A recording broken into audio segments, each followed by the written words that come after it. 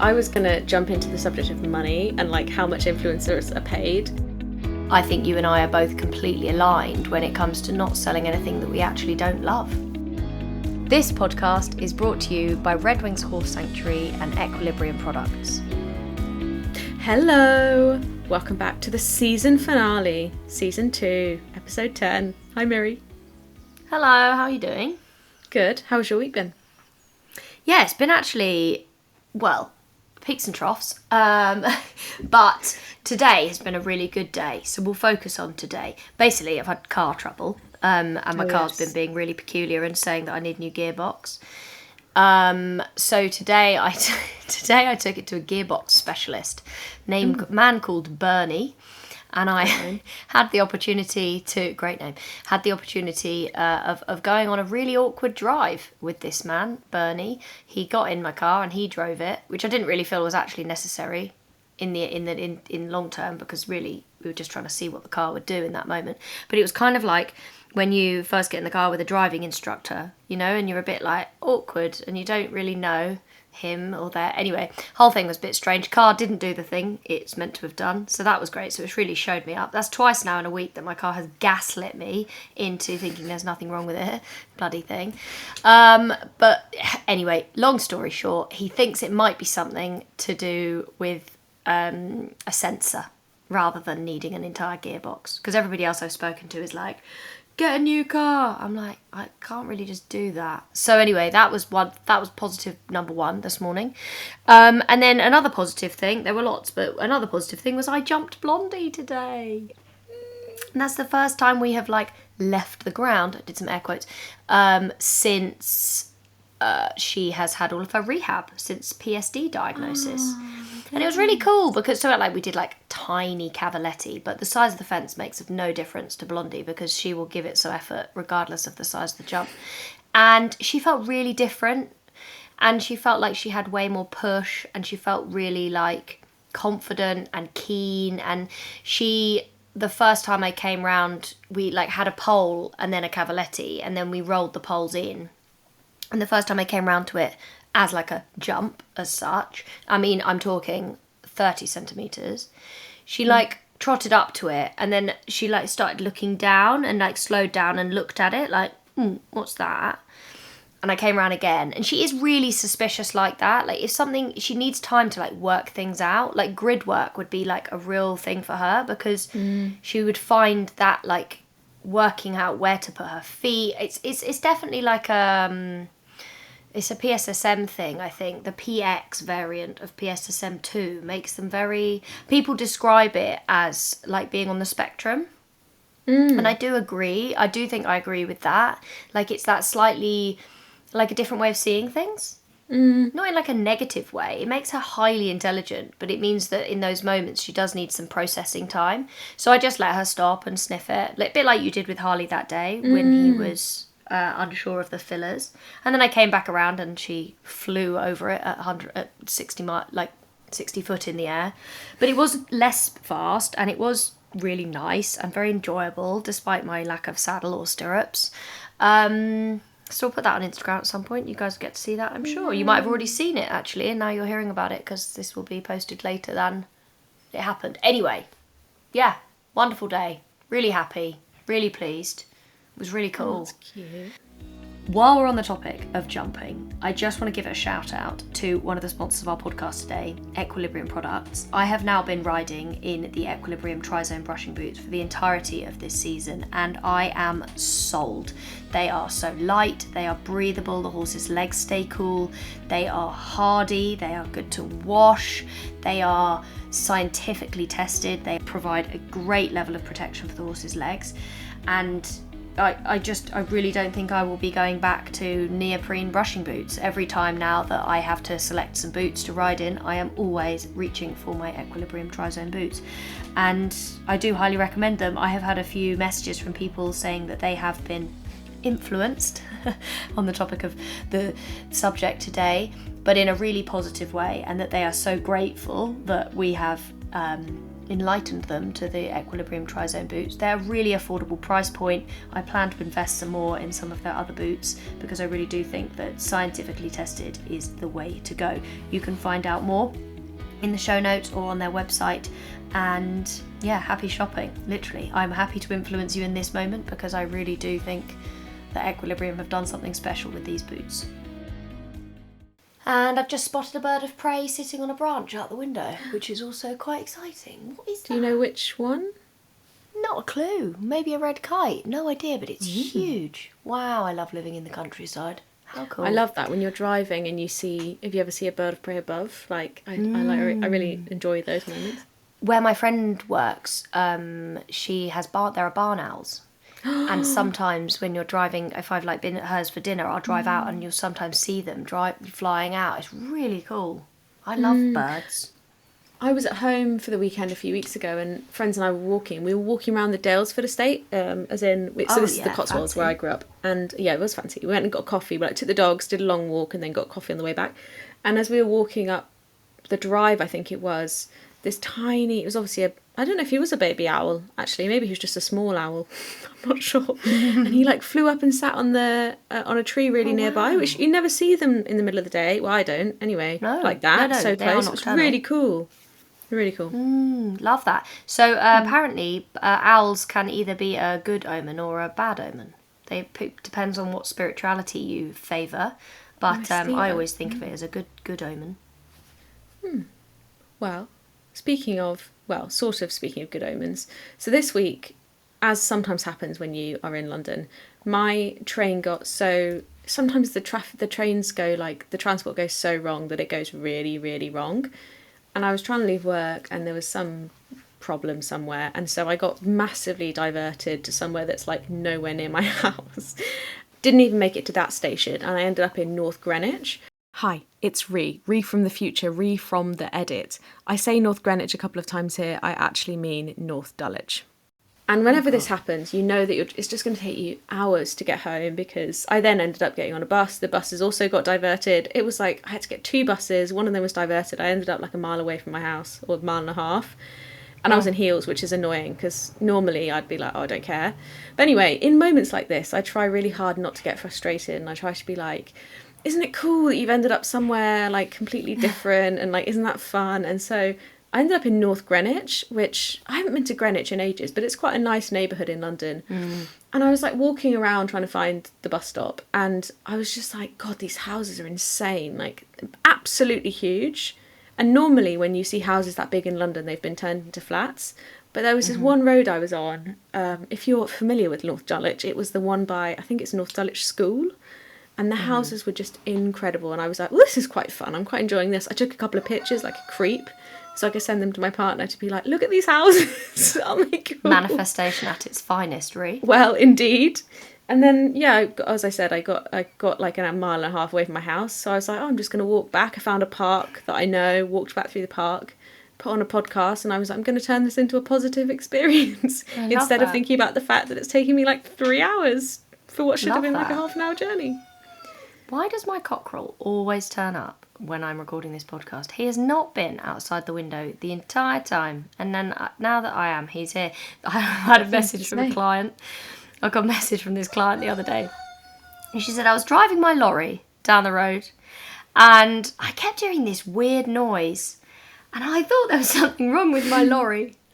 And then I realised it was your cockerel in the back of your podcast, because she was listening to the podcast. She kept pausing the podcast and then couldn't hear the weird noise, and it was very intermittent. So much like what would be going on right now, where you can hear Sam, the cockerel, outside the window, it will be the same thing. Oh gosh, she's got so anyway, going back to what you were saying before about silver linings, it is so important.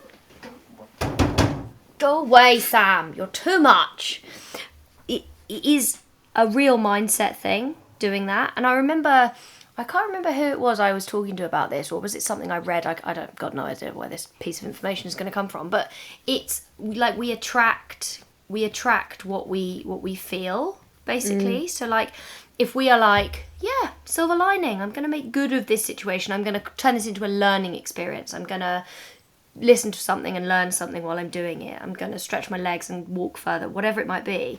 You like shift the energetic feeling in your body, and you are more likely to then encourage more positive experiences, rather than if you're always like, oh, glass half empty kind of vibe, then you kind of you make everything kind of harder for yourself, don't you? Because everything seems harder, I guess. Well, it's also that, you know, when people say being worried about something doesn't like, if you're worried when you're running late and you get worried about it, you're like, being worried is not going to make me go faster.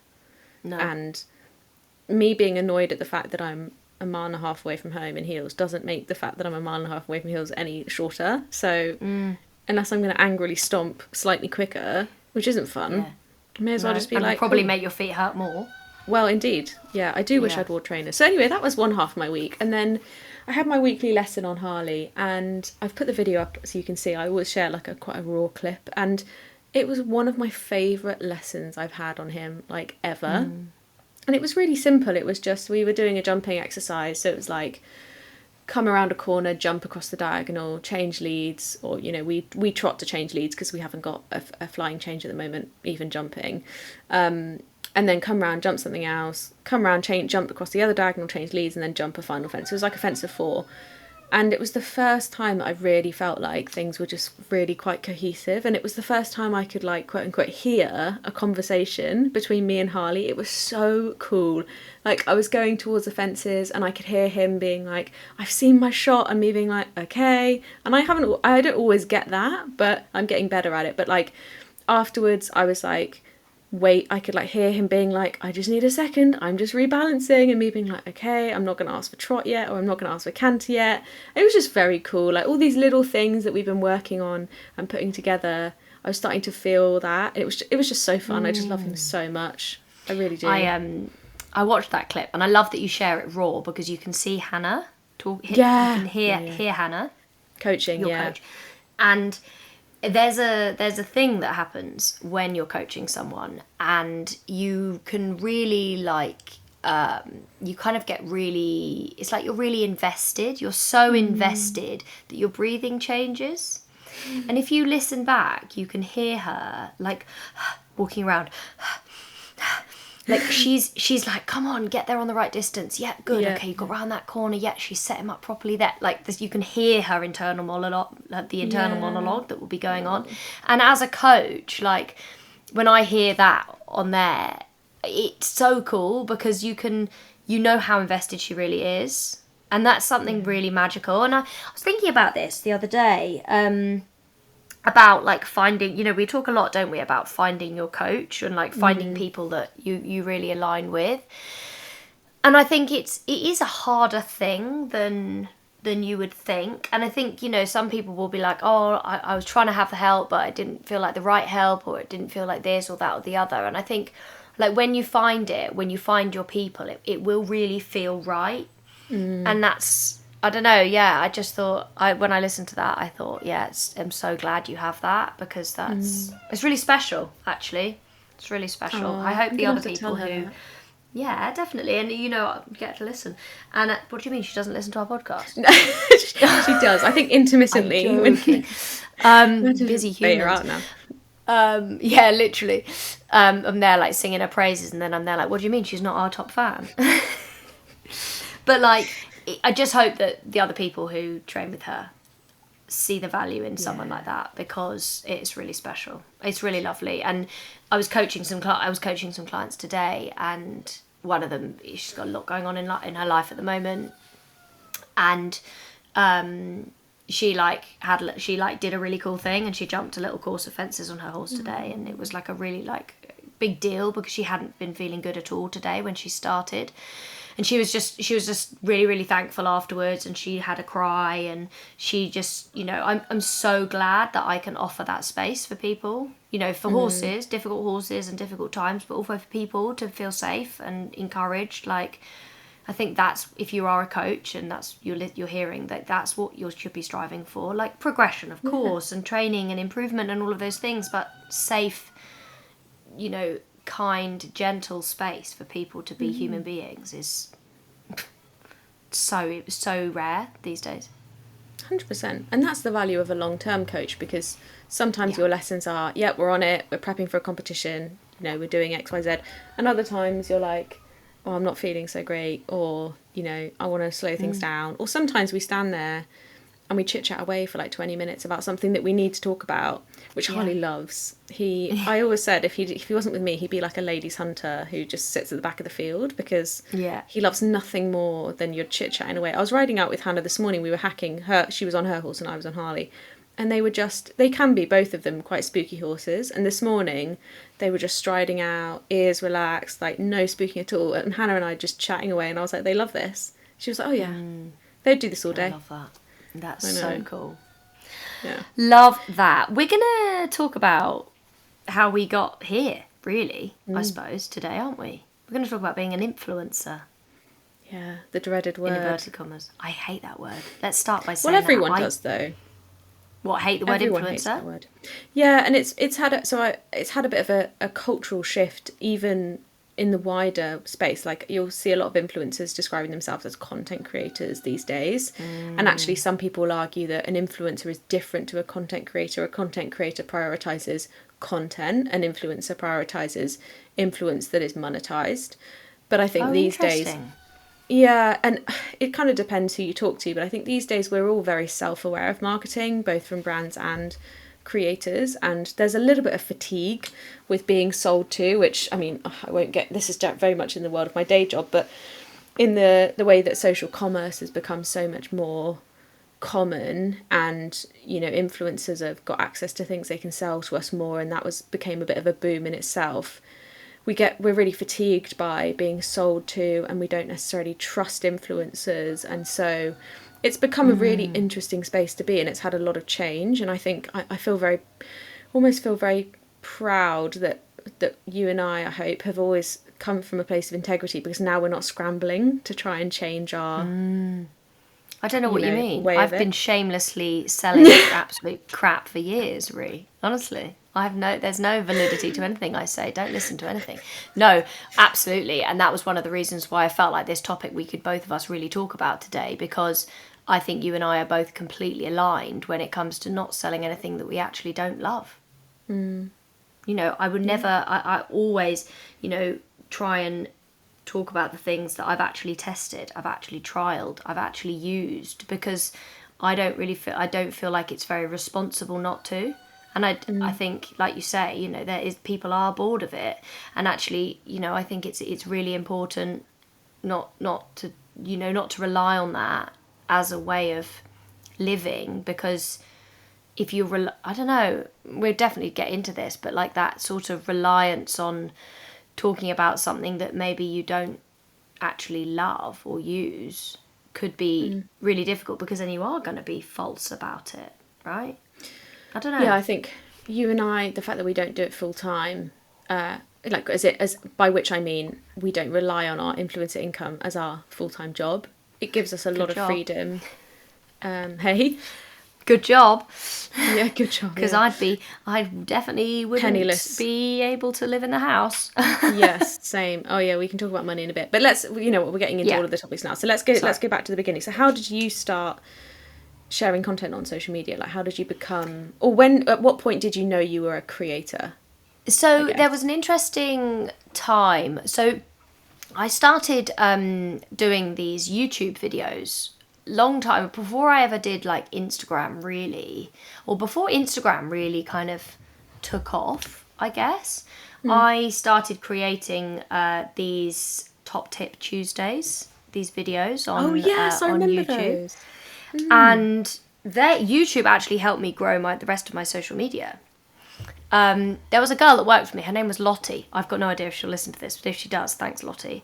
And I remember my first Top Tips Tuesday video, where she worked for me. She was a groom and she was helping me. So I was running the training livery side of things, and she helped me out. And she was like, "Oh, you should post this on YouTube." And I was like, okay. I think that's how the conversation went. And it was a video about how basically not to hurt your legs when you do sitting trot with no stirrups. That was how it all started. And it just did really well. This video did quite well, and then it grew a lot. And then I used to rope Georgian, my fiance, to come and video me. And poor chap, we like bought a big camera and like really did it properly. And the videos did so well. They were, I mean, really, really popular. I was coaching a lot at that time, so like I was full of ideas of exercises and stuff. I look forward to one day coaching again like that, because I do get so much joy from coaching in that way. And I do it through Patreon now. Like I have online platform through Patreon, but it's not totally the same. It's not such like fun content. I'm not always jumping jumps or something. And yeah, so I started doing it like that, and then I started sort of talking to camera more, I think. And I remember actually there was a company called I still work with them, Pet and Pony. They are up in Durham, I think. They have a tack shop, and we work together with brands like Weather Beater. So I help them with their marketing for the Weather Beater stuff that they promote. The Weather Beater Kyla, a coat that you guys will have seen me wear year in, year out, a favourite of mine. That's the company I work with them, and I created like a Hackett Equine Instagram, and I was like, yeah, I'm going to do this under a branded name. And they were like, actually, I think you should just stay as Miri. Like, people want to see you. They're interested in what you have to say, not that it's this whole like branded faceless thing. And so I resorted back to Miri Hackett, and I haven't shut up since. That's basically it. But I just think, yeah, it's one of those things, like, I just kind of snowballed, right? And I say, oh, it's snowballed. I'm not like a viral sensation. Like, I've been on Instagram like 10 years, been growing my following for 10 years. So, pretty old these days. I'm pretty old, Anyway, yeah. What about you? How did you get into it? So I've always done a little bit of content creation. You don't know this. This is going to be quite funny. Oh, I can't. So, I got a Facebook memory the other day that reminded me that. Do you remember when Jade Holland Cooper began Holland Cooper, and she used to do those really cool tweed skirts with the sort of silk edges and stuff?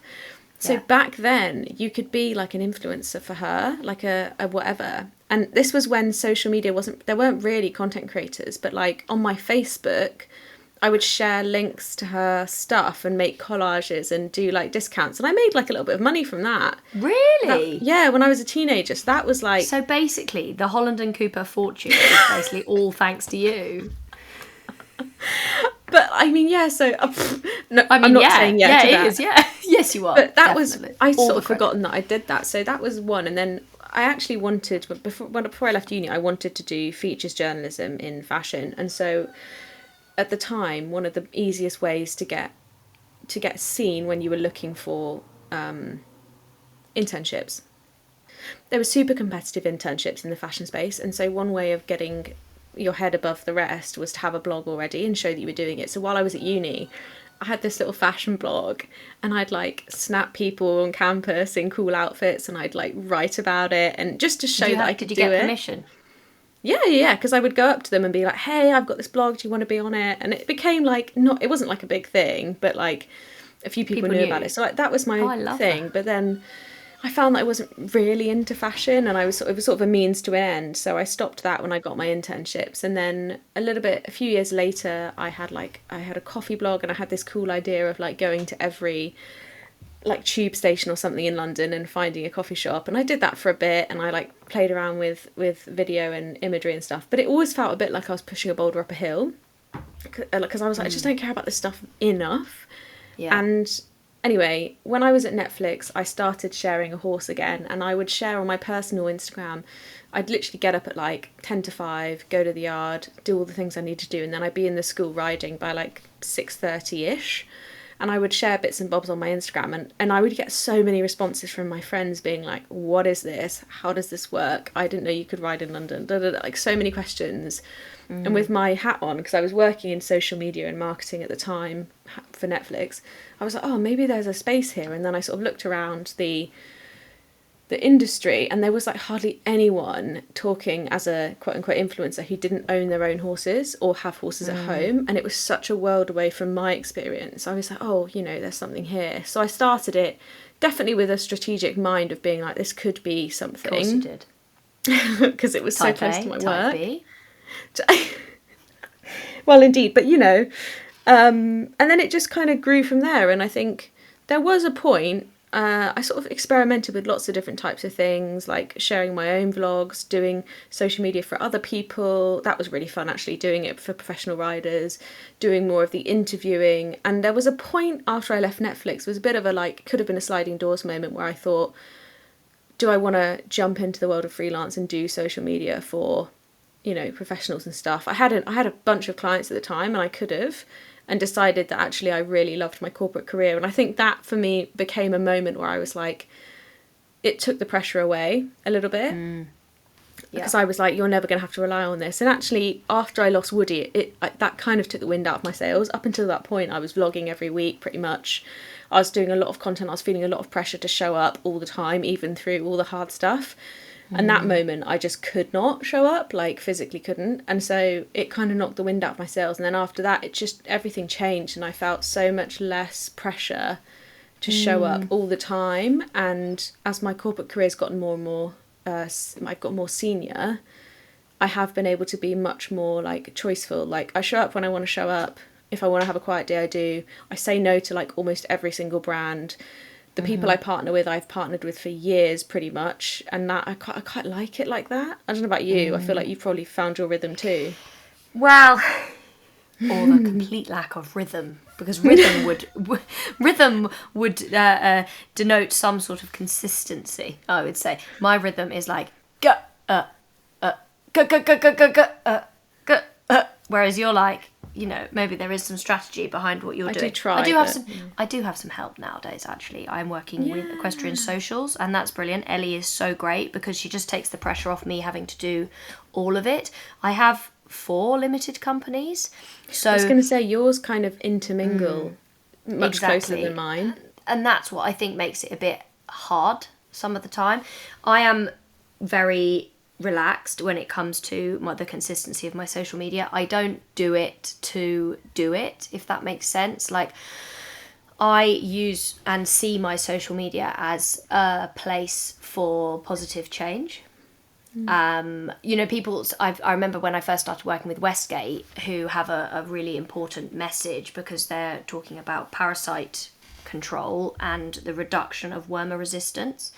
And they said to me, when they approached me, bear in mind I'd been using their product for years and years and years to worm egg count my yard in a relatively chaotic fashion, I will add, because then they came on board and they were like, okay, so we're going to follow an actual protocol now.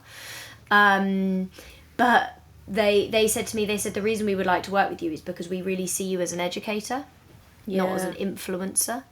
Because the way that I talk about things and the way that I do things, it's very much with the horse at the top of the list, and without there being a kind of like a salesy way of it.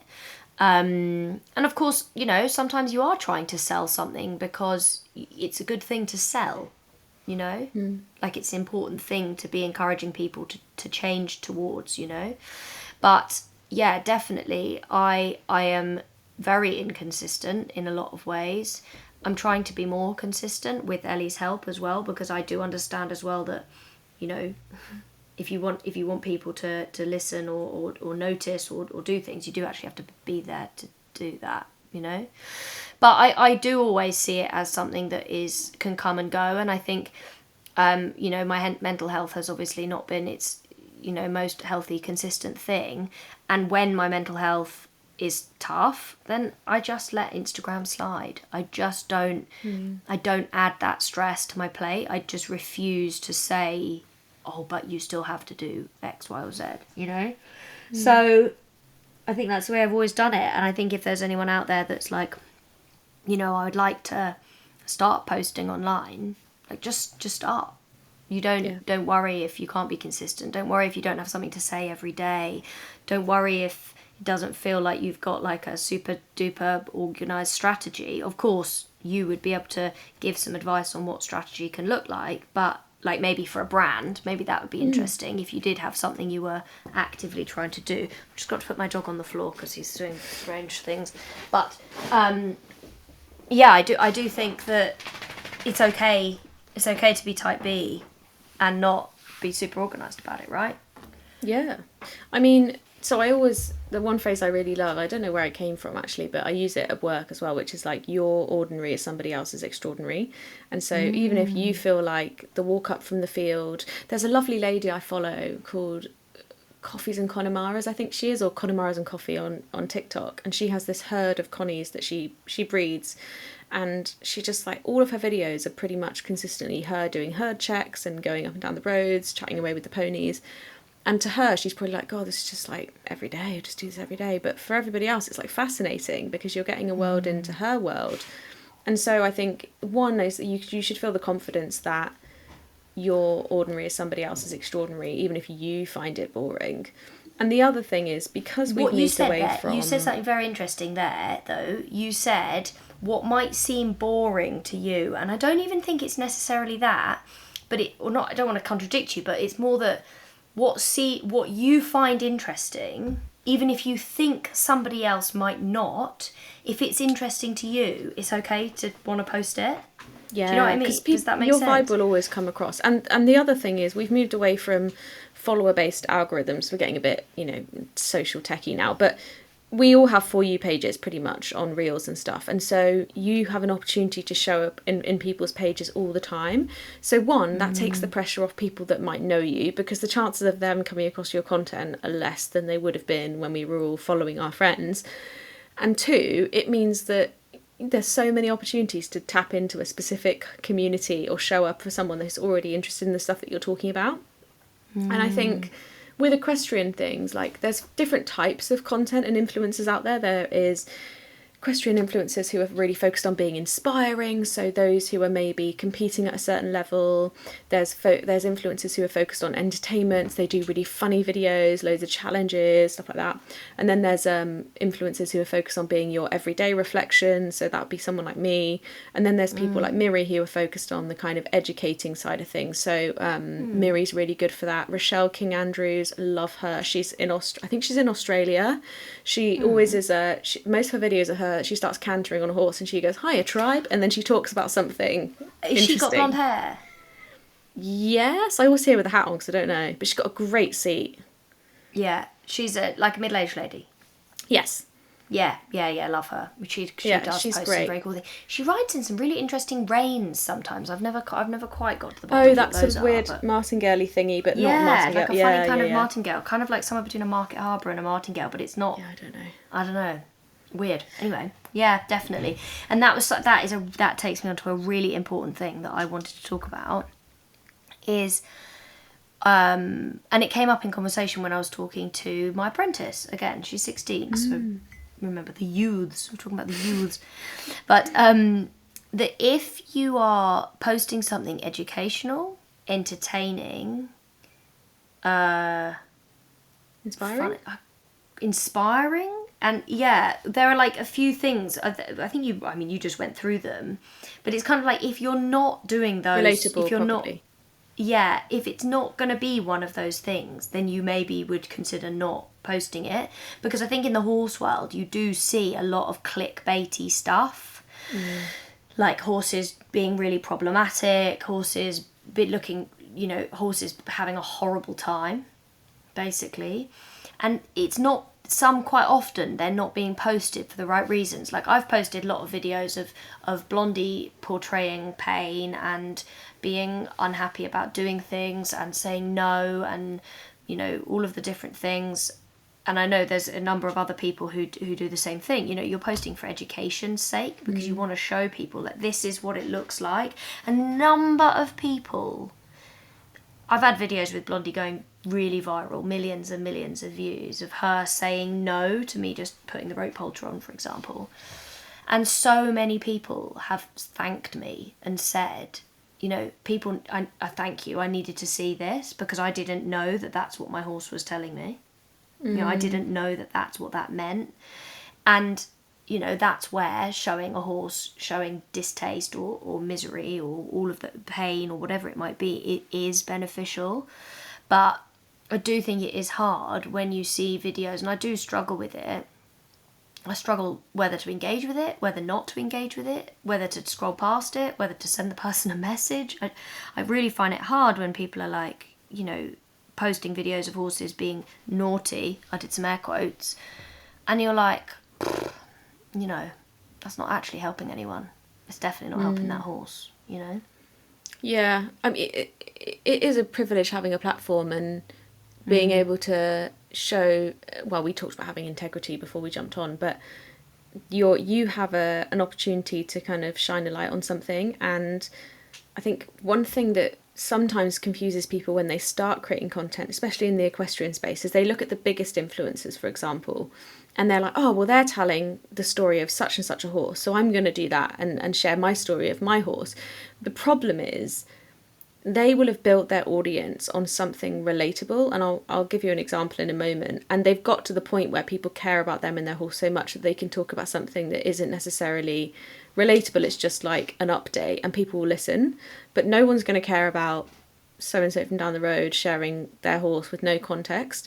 So as an example, rather than being like, oh, I've just bought a 4-year-old Dales pony, he's called Joey, and I'm going to share me and Joey's journey, instead of it being quite so insular and specific to you, you could flip that and be like, here is the story of what happens when you buy a 4-year-old. He's a Dales, and here's what I did on day 1. Here's what I've done on day 3. So you're making it more about a kind of what you're basically appealing to a wider remit than just being like, this is me and my horse and this is why you should care. You're like, what can you offer the person watching? And I think there's little powerful messages. I'm quite like I don't think renegade's the right word, but like I will actively go out of my way to film getting ready in like a body protector to go hacking, because I want to be like, hey, I do this and I think it's fine that you can do it too. Like and I get message every time I do that. I get a message from people being like, thank you for showing me that it's okay. Or my daughter's just seen this and now she doesn't feel embarrassed about going jumping in her body protector because riding with Rhi's wearing one. And I'm like, hell yeah, that is important. Literally. Yeah, absolutely. I'm totally with you. You're giving people permission. Yeah, giving people permission, and also like showing people that what people actually do, because social media, it's genuinely, there's so much that is not true. I follow somebody called Emma Clarkson, Jeremy Clarkson's daughter. Oh, okay. You don't follow her? No. That's Never even heard interesting. of her. She's right up your street. She's got a podcast of her own, actually, which I've never listened to, but she's a very, very open and honest person. She talks a lot about filters and the issue of filters and AI and, these apps that can literally turn you into a different person. And I think, you don't get that so much in horses. You don't get somebody manufacturing a video to make it look like they can do a good job. Do you know what I mean? But you will get, a kind of a glorified image of things. And like, I think you and I do a really good job of not doing that. If it's bad, it's talked about. If it's good, it's talked about. If it's okay, it's talked about. Rather than it being like, yeah, it was great. And actually the 3 seconds of video is good, but the rest was not good.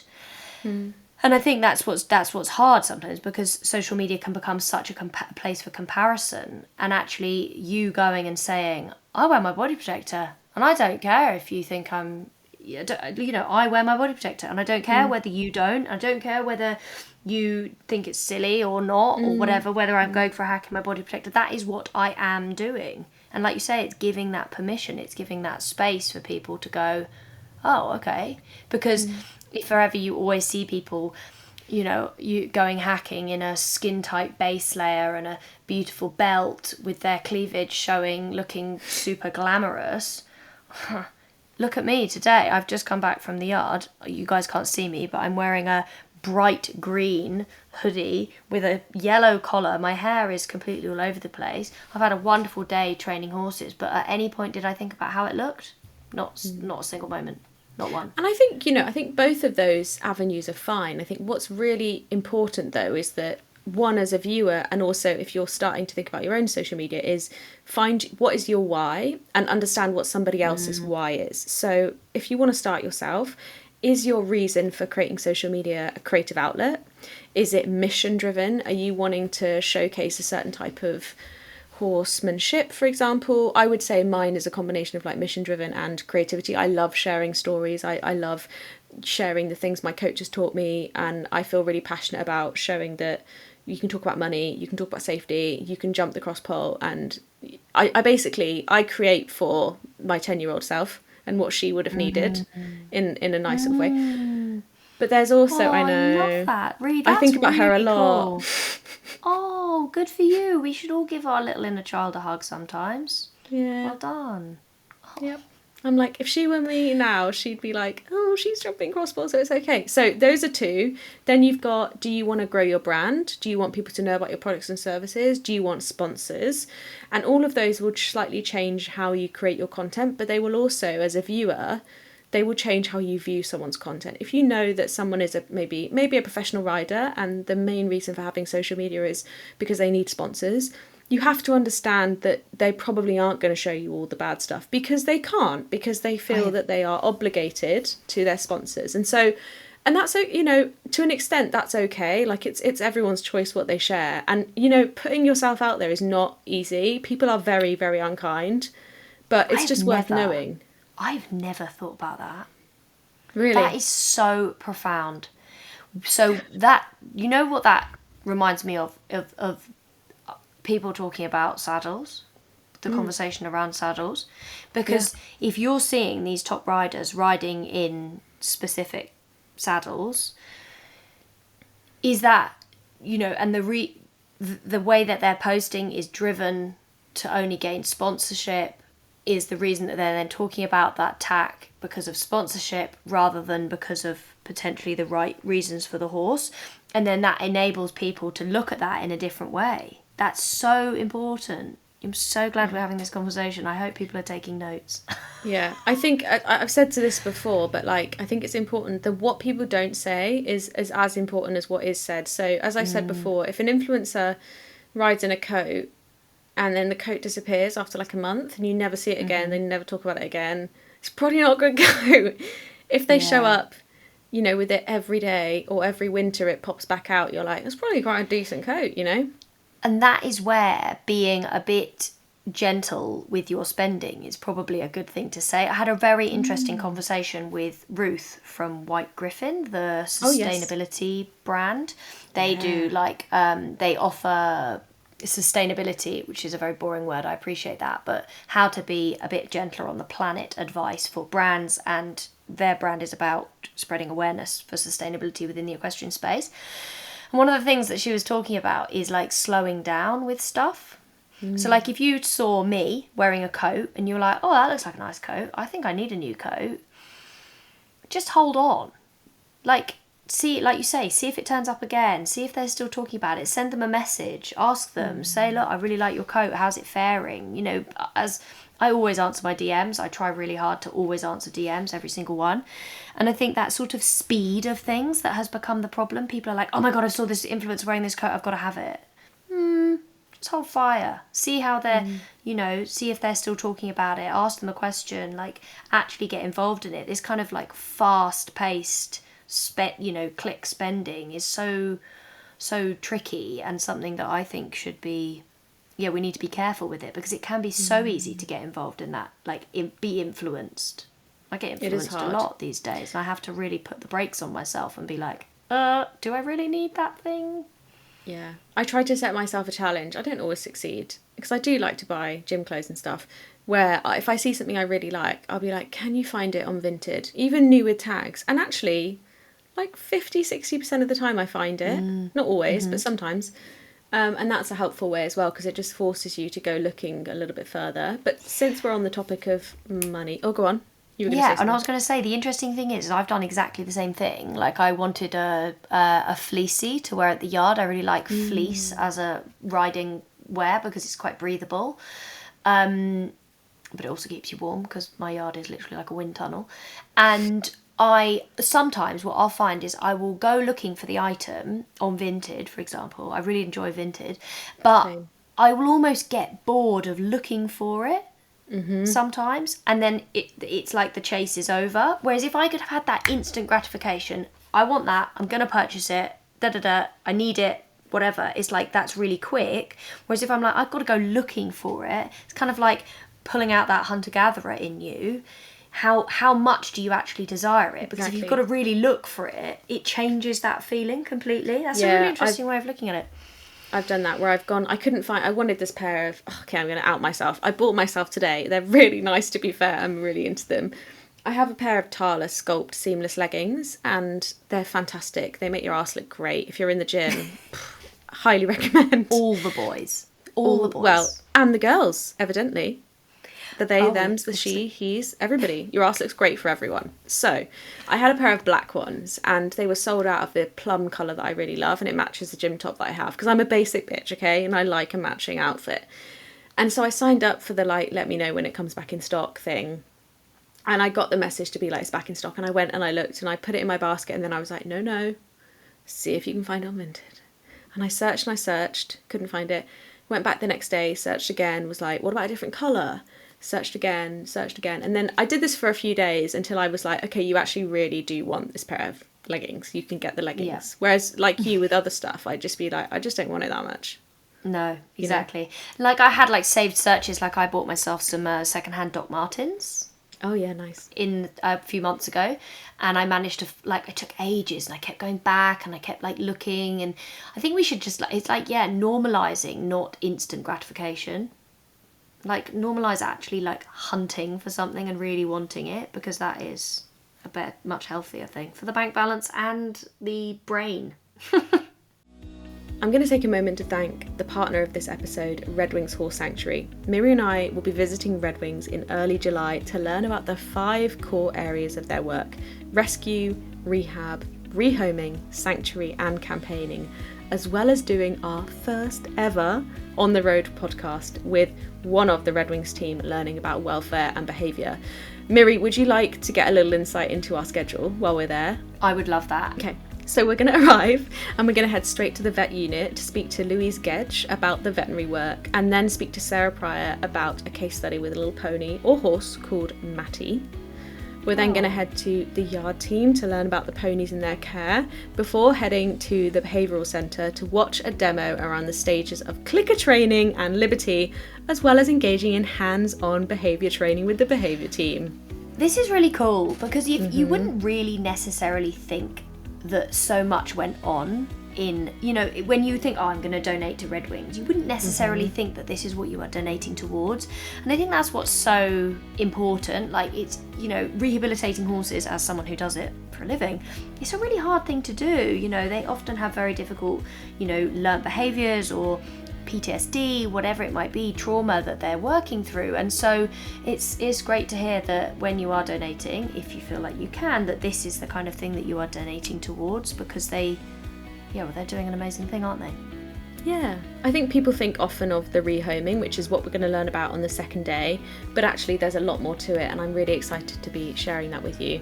We're ending our day by visiting the resident donkeys on day 2, and then we get a goodie bag. And of course they've put it at the end because they know that we're super jazzed about meeting the donkeys. If I don't meet the donkeys on the day 1, I'm going to be a bit upset. I'm going to have to be seek them out. There's a gap, isn't there? There's a gap at the end of the day between the end of the day and dinner, so we're going to go find the donkeys. We're going to sneak off, so we can have some audio for you guys on the pod. Donkey audio. Oh my god, obsessed. Okay, I love this. It's like ASMR, but like a bit traumatic. Traumatic AMR. That doesn't work. The youths wouldn't enjoy that. The youths.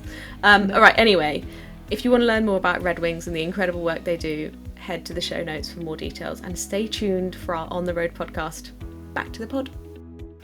Well, I was going to jump into the subject of money and like how much influencers are paid, because, guys. There's a lot of misconception, isn't there, around this? I think that's what we want to talk about. Yeah, I think specifically in the equestrian space. So at work, my day job, I work a lot with influencers. I get to see a lot of different influencer rates, and I can tell you that influencers in the equestrian space probably pay the worst of everyone when they ever get paid. And I'm gonna dive into I'm gonna tell you exactly what I've been paid for certain things, because I think you're gonna be really shocked.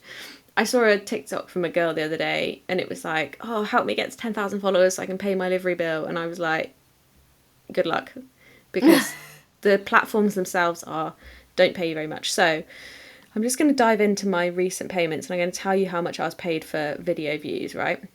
Because the reality is, if you get millions and millions of views consistently, like, yeah, of course, you could get paid a decent amount of money, but to get those millions of views is actually quite hard. So let me show you a shorts performance. Oh, I'm just going to see if I can... Because I had one that did quite well. Okay, okay, go on. So I had a video that got 261,000 views-ish on my YouTube. It was like a short of me jumping Harley. And it has earned me £15, which is not bad, but it's certainly not going to pay anyone's rent / livery with all the tax on top.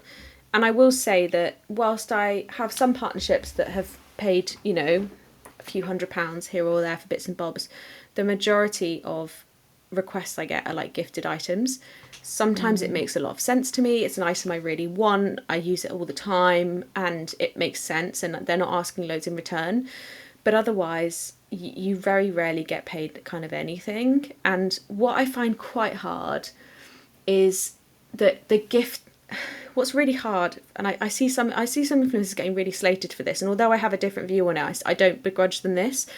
So when you get paid by being gifted an item, you basically get that item in exchange for content that you post. And often that's kind of not a great deal for the influencer. So let's say it's a pair of boots and they're worth £40. They're probably worth like 20 at trade. So you're essentially being paid £20 worth to share to your, whatever the size of your audience is, that's taken you years to build, that's really trusts your opinion.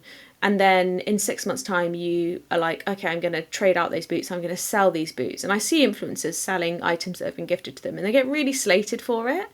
And in my head, I'm like, well, that technically is them. It's like taking stocks out of the market and cashing out your stocks. All you're doing is getting the money that you were owed. Now, I personally don't do that. If I sell a gifted item, I give the money to Redwings because, I don't know, that's just how I feel about it. But I do find it hard when people are slated for gifted items, or like, and also technically you're meant to pay tax on gifted items over, I think it's over £100. So sometimes you are literally losing money when you take on a gifted item from a brand. And it's a really, I've seen a lot more discourse around influencers pushing back on gifted items now. And I think this is where not doing it full time makes things easier. Like, I say no to a lot of stuff because I'm like, one, I don't need it, don't want it, don't think my audience will like it, but also I don't want to do gifted collaborations. I don't want to put energy into that. I'd rather take a day off from my busy work, you know?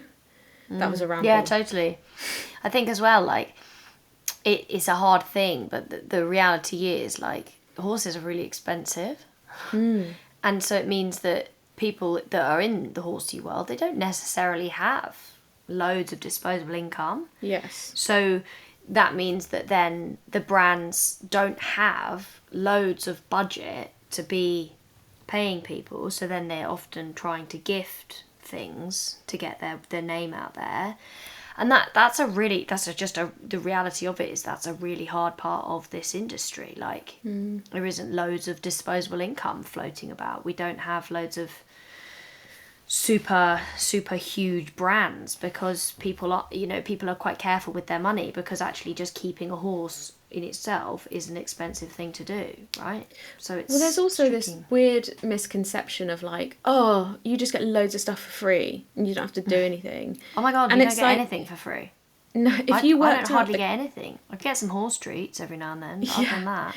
But also, if you worked out your hourly rate, if you worked out like how much time you spend on your channel, either creating content, editing content, posting content, responding to comments, responding to brands, thinking about your brand, updating your website, shooting a vlog, like it's a raw deal. So I think when people are like, oh, it's really easy for them, they just get loads of free items. Like, don't get me wrong, I love my partnerships. I work with Champion, I work with Toggy, I work with Equitex, I work with Odivard, and they are items that are so valuable to me and I absolutely adore them. But they are not the driving force for me having a channel. I have a channel because I love to share the stories and I like to show up in a way that I think is helpful to the 10-year-old me, as it were. But my God, if I worked out the hourly rate, it would be nothing. Yeah, literally. Yeah. And that's where I think when people, you know, see it like, oh, becoming an influencer, I think it's really complicated, because actually, you know, what are you going to influence on? You know, because if you're doing it to get free stuff, you're kind of doing it for the wrong reasons. You can't, like you said, you know, what's your mission? You've got to think back to kind of what's that bigger picture, rather than what am I going to get out of it, sort of thing. And it's okay. I think it's okay for that to be a motivator. Like, people always be like, oh, you shouldn't do it to get free stuff. And like, yeah, you shouldn't. But it's okay for that to be exciting. It's okay to be really excited by the idea of working with a brand and getting free stuff in the end of it. But it can't be your primary motivator, because I think you'll give up before you get there. Yeah. You know? Yeah, absolutely. Because it's too hard. So that's one side of it. I sort of wanted to...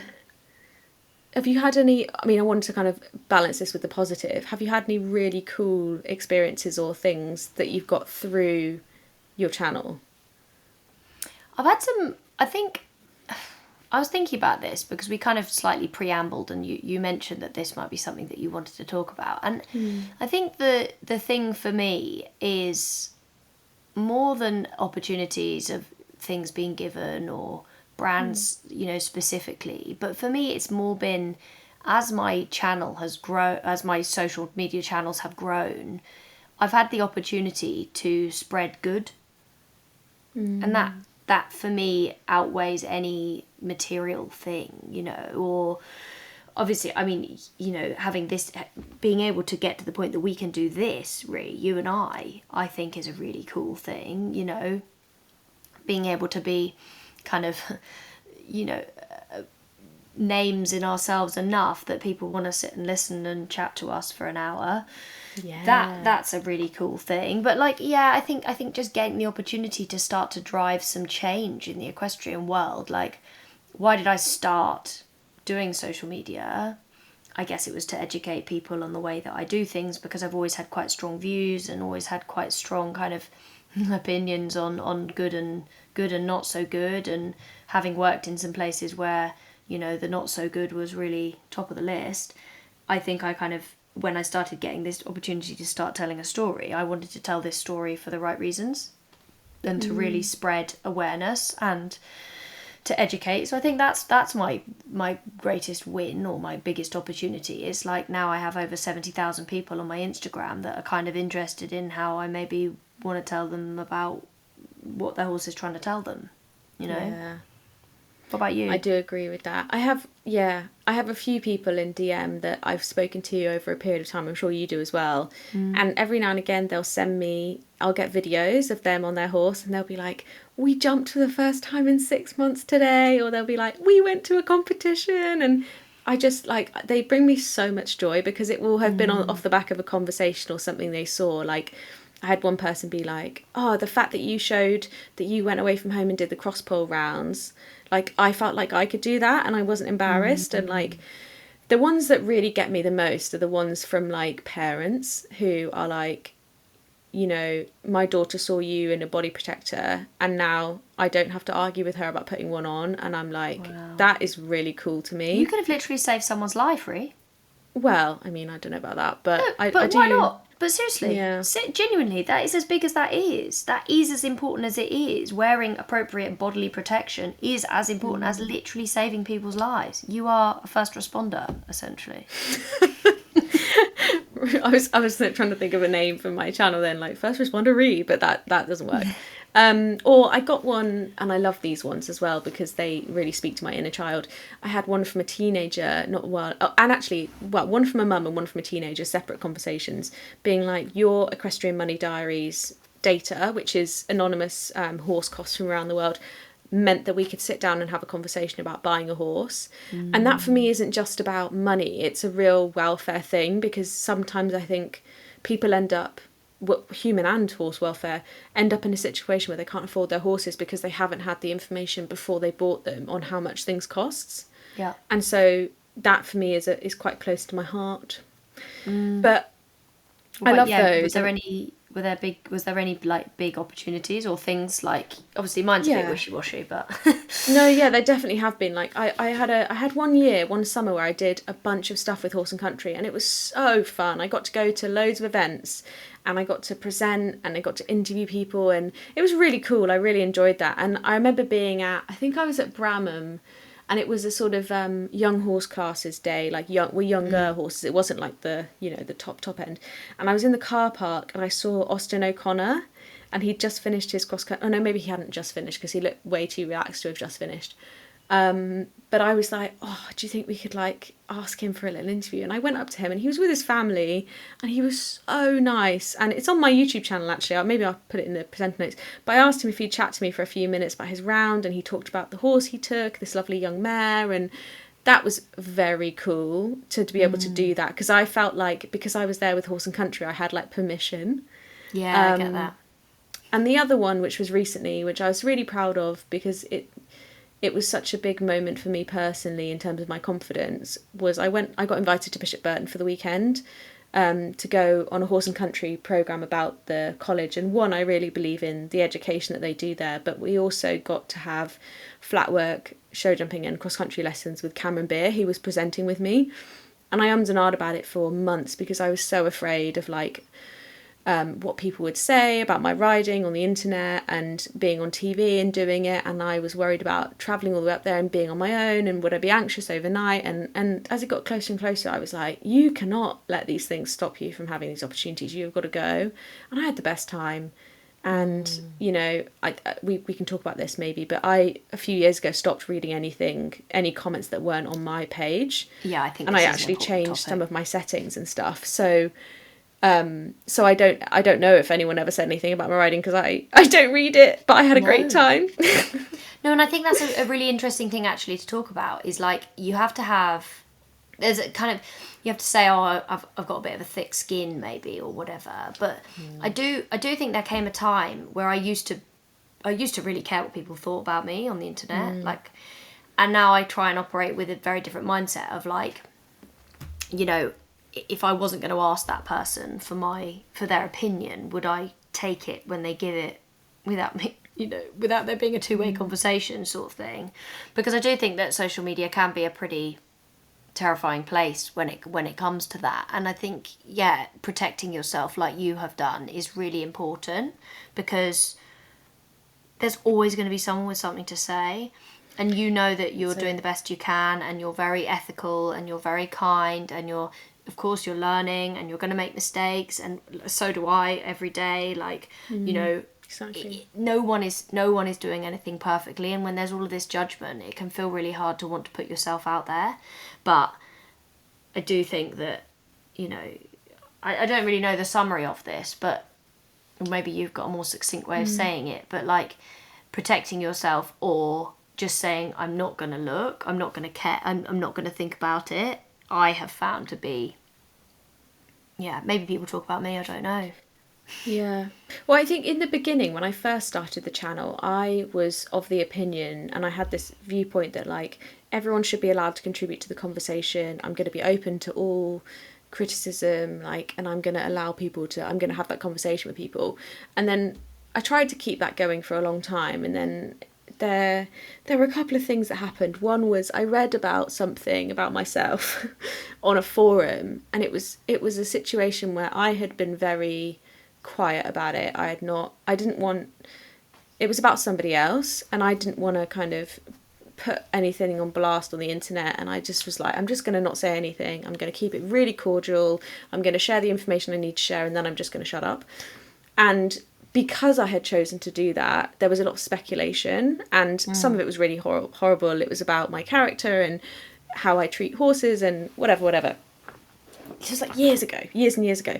And at that time, I was like, oh my God, they're all going to think this about me, and they're going to think I'm horrible, and da-da-da-da-da. I'm going to have to put something out there, and I really don't want to, because I don't want to drag this person into it. And I had to stop myself and be like, no. I was like, anyone with half a brain cell. And actually then somebody else jumped in and was like, well, actually, evidence XYZ suggests that this isn't true at all, and actually if you're really reading what you're seeing here, then blah blah blah. And I was like, okay, yeah. And then so that was one moment for me where I was like, no, it's okay not to have to respond to everything. And then there was a period of time, again a few years ago now, where I was reading stuff about myself. And I think Megan Elphick's talked about this before, where she kind of got sucked into it for a few months. And the horrible thing about that is, like you said, you're never gonna be everyone's cup of tea. And reading that stuff makes you change how you come across online, because you're like, oh well, they said that I'm too loud, so I'm not going to be loud, and they said that they didn't like it when I talked about my work, so I'm not going to talk about work. And then you just end up flip-flopping and getting really paralyzed. And second guessing all the time. Yeah, you're second guessing, and you're not saying what you want to say, and then you get stuck creatively, and then you're worried about everything you ever say, and it becomes really hard, and actually it's not fun at all, and you're not helping anyone. And so there was a moment in time where I was like, no, enough's enough. This is not helpful. I'm not reading this in a good way. This isn't helping me with the channel. It's not helping with what I'm trying to achieve. And I blocked everything. Like, I blocked all the forums, so I couldn't even go and looking for them if I had like a weak moment. That was years ago, and now I don't feel the need to look at that stuff at all. And I get the occasional comment here and there, but actually I'd say my channels are pretty good. And if I get comments now, a lot of them, if I get like a constructive comment, actually it's normally quite balanced. But I do think there's an element to which you are in a public domain. You do have to be responsible about what you're putting on the internet. You do have to look at your stuff, sadly, and maybe not sadly, through a lens of like, how could this be perceived? Am I providing context? Especially on small, short clips where people aren't always going to read all the caption and everything. You have to look at it and be like, okay, if this is not got the context I want it to have, am I okay with it maybe having a bit of backlash? What backlash am I comfortable with? You have to go through those sorts of things and have a look at it through a public lens. And that's not being fake, that's just having a public forum. And then it's really up to you. Like, there are things I'll never post on my social media. There's stuff I will never talk about. There's boundaries in my personal life that I won't touch. And I think it's important to learn those as you go along. And then you'll get very comfortable being like, well, I'm comfortable with that criticism because I know this about myself, or I'm not comfortable with that criticism because actually, whatever. Yeah, and like I think I sometimes, if ever I did receive a comment that I didn't think was, helpful, I think, like it's not adding something to the conversation, I just delete them. I don't know if that's what you're meant to do, but I do. I have just a zero tolerance policy for people coming and talking shit on my Instagram, on my social media. I had someone the other day, I posted a video about rope halters and how to appropriately tie a rope halter, and had this wild comment like, I don't see the point in a rope halter. They are I just use a leather head collar, this, horrible, heinous piece of equipment. And I thought, wow, gosh, nope. That's not helping anyone. A rope halter, a bridle with a bit, horse with shoes on, horse without shoes on, all of these things, they have their place. And if they're used in the appropriate way and they're used in the nice way, then they're absolutely a very valuable piece of equipment. But people can get very, fierce. And I think if there's somebody on the internet and they're looking and they're like, oh, is a rope halter a really cruel piece of equipment, which it absolutely is not, but it might make them really, really second guess themselves, or feel really discouraged or really unsure because somebody's put this big loud opinion on the internet. And I think the anonymity of social media is a really scary thing, because you can just go and create a completely anonymous profile, send people messages, write scary comments. Like, I see it a lot on, I've ended up on the very vegan side of Instagram. And that's fine, I don't mind. Sometimes I'll share the videos about, not eating animals and that kind of thing. But some of the comments, it's a post about dairy or something like that, and there'll be people like, oh, but cheese is just delicious. Oh, baby cows are just delicious. They're trying to be antagonistic, they're inflammatory, and I do think that sometimes that is what goes on. And often when people are posting not good things on social media, it's actually more a reflection on them than it is on you. And I don't mean that in like a pity way, like, oh God, poor them, but I just mean it in a don't take it personally way. Well, also in the same vein, I have found that the more self-assured I have become with my own ability, the gaps in my knowledge, the gaps in my riding ability, like, the more comfortable I become with that, the less comments like that will hurt you. Like, if someone commented on my most recent jumping video and was like, you're moving a lot forwards and backs in the canter, I'd be like, I am. That is true. Like, Yeah. because I know that and I'm working on it. Or, you know, if they're like, oh, your lower leg's moving around a bit in the trot, I'd be like, it is. You know, it doesn't. Whereas a few years ago, I'd have been like, oh my God, they've noticed. You know? And I think that comes from self-acceptance. Yeah. Because you're And like, from, yeah, I actually am. That is actually where I'm at. You know, I don't know everything. I'm not an expert at everything, and no one is.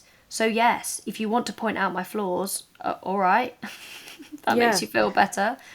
And there's a lesson in there about how you, if you do want to have a channel, how do you show up to the world? Because I've shown up, I think, as a very authentic version of myself, and I'm very honest about where I'm at. I'm really honest when I get frightened. I'm honest when things go wrong. I'm honest about my ability. And I used to spend more time explaining my flaws and like feeling like I needed to point them out so that other people didn't. And I don't feel like that anymore.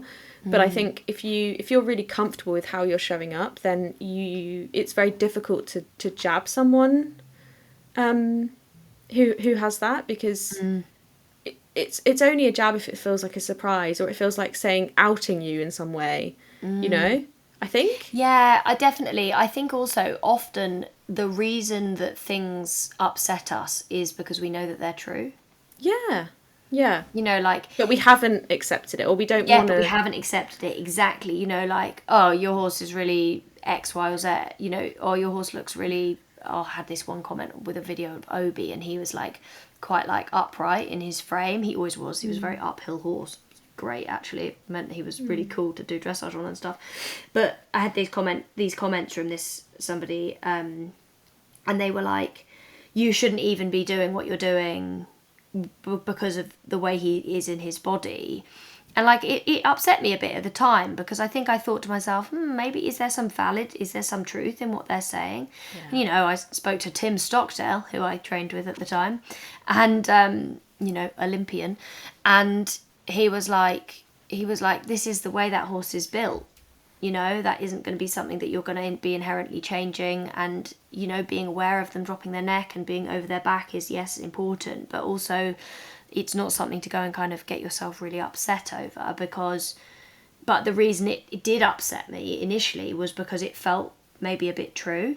And I do think that is, you know, that's sometimes the hard thing. People will come and just tell you something that is true, or maybe an insecurity of yours, and that is where I think having a bit of a thick skin is important, I guess. You've actually just reminded me of something. There is an element of emotion with horses in particular, because they're animals and we feel such responsibility for their welfare. And I had something ages ago, I'd completely forgotten until now. I did a video with the brand and I put it up, and they collaborated. And then like a few hours later, they like deleted the collaboration, and they messaged me and they were like, I was like, oh, hey, is everything okay? Like, you know, something wrong with the videos? And they replied and they were like, oh, we're really sorry. We've had a complaint about the video, about how Harley looks a little, I think they said unlevel or something like that. And I was like, oh. I was like, oh, that's really, I was like, oh, is it on a forum? Because I don't, I don't read those. And anyway, we got chatting and I like looked at the video again and I was like, I think he looks fine. He feels fine. And I sent it to a couple of friends. I might have sent it to you to be like second opinion. And in that moment, you know, all my friends came back and were like, no, he looks great. I don't know what that's about.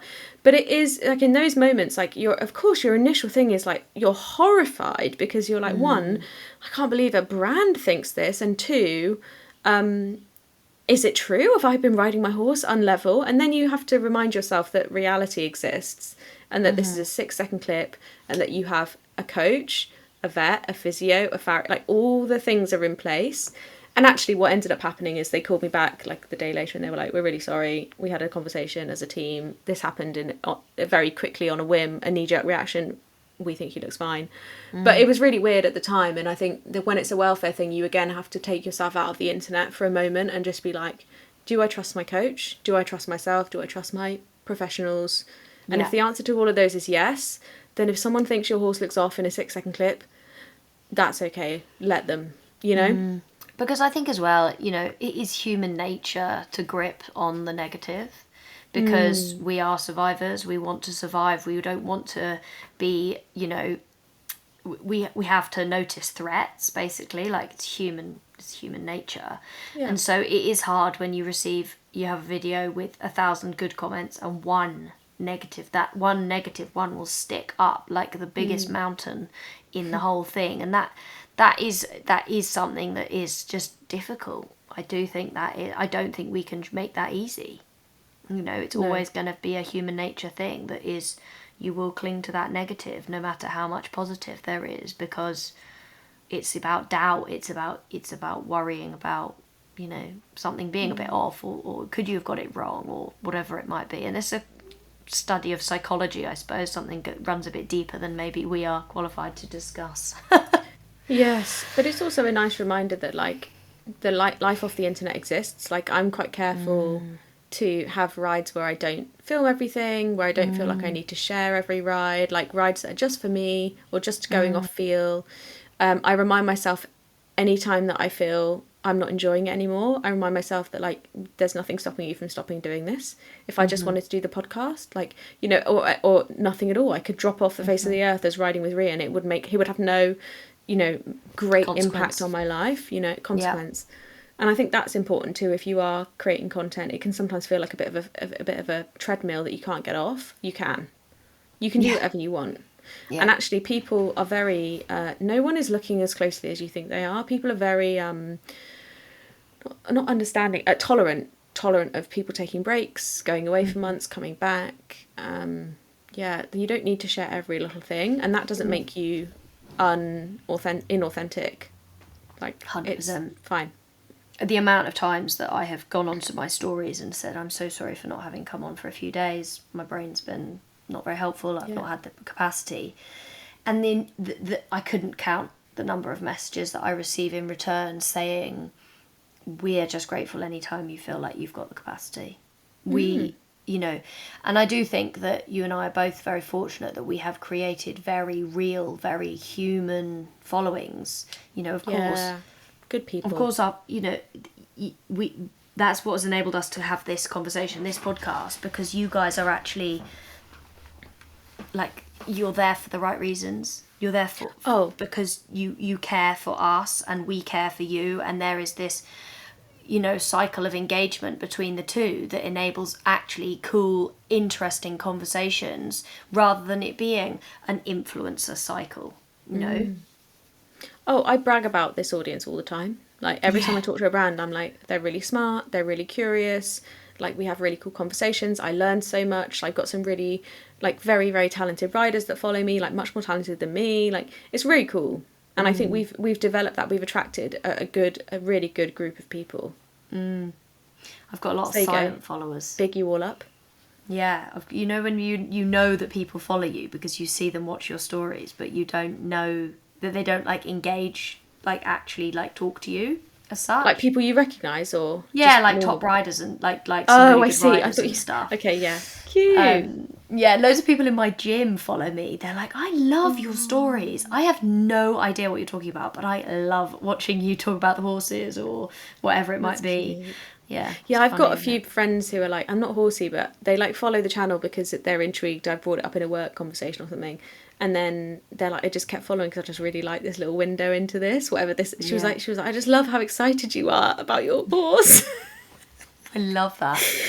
Yeah, it's cute. And I also have a few people I know now that follow me just vicariously. They like message me and they say like, I'm just so grateful to be able to like live horses vicariously. I don't have horses anymore. I used to, and I love seeing you interacting with them. It's such like a bit of peace in their day, which is really cool. I love that. I love it. Like I love your stories, and my friend who works on a yard as well. Like when I'm stuck in the office or I have a really busy week, I always look at your stories because I'm like, this is my little moment at the yard, Yeah, absolutely. Watch me moaning about the rain endlessly. Yeah. So I guess to summarise, like, yeah, anyone can create content. Think about what you're doing it for. What's your mission? Do Do you want to share a specific type of, you want to showcase something? Do you want to have more representation of maybe yourself or people like you that you don't think is there? Do you want to build relationships with brands? Do you want to show a portfolio that you can do a certain thing, editing, interviewing, etc.? Think about that. Think about how you flip your content so that you are giving people something rather than making it like too much about yourself, if that makes sense, or about yourself but through the lens of relatability. Like, what can someone take away from it? Your decision on difficult comments and boundaries, like, find your way with it. Some people don't mind reading them, some people do. Protect your mental health, think about what your boundaries are. Be safety conscious. Like, if you're publishing in your house, if you're publishing outside your house, just be aware of how easy it is to use backgrounds to find somebody. Be really conscious of location sharing. We didn't touch on safety, but this is important. If you're recording stuff with people in, you should get their permission, etc. Be conscious of the knock-on effect of stuff like that as well. Those are my summaries. Oh, and the money can be amazing, can be terrible. Yeah. You know, can bring some really cool things and opportunities and products, but probably isn't going to pay your bills unless you're really exceptional at it, in which case, go for it and well done. And in which case, teach me. Because I'd love to understand. It's a hard thing as well, because I think some of the time the things that get people really famous are not things that I'm willing to do. Yes. And sometimes it's because I think from a welfare point of view I don't want to share it. Sometimes it feels cringy to me. Sometimes I'm just like, it just doesn't feel like right. And I'm okay with that, because I'm like, as I said to you before, it's never going to be my full-time job, so I'm like, I'm not here for that. Yeah, but, you know, absolutely. Yeah, for sure. What an interesting conversation. I hope people have thought it was interesting. Maybe they... I hope so. Yeah. Amy always gives us her opinion when she edits the podcast, so she might come back and be like, dull as dishwater, guys. Wow, that rounded out season 2, didn't it? Yes. Well, my goodness, we have been having some very cool conversations ahead of season 3 with some really cool brands that some very important missions.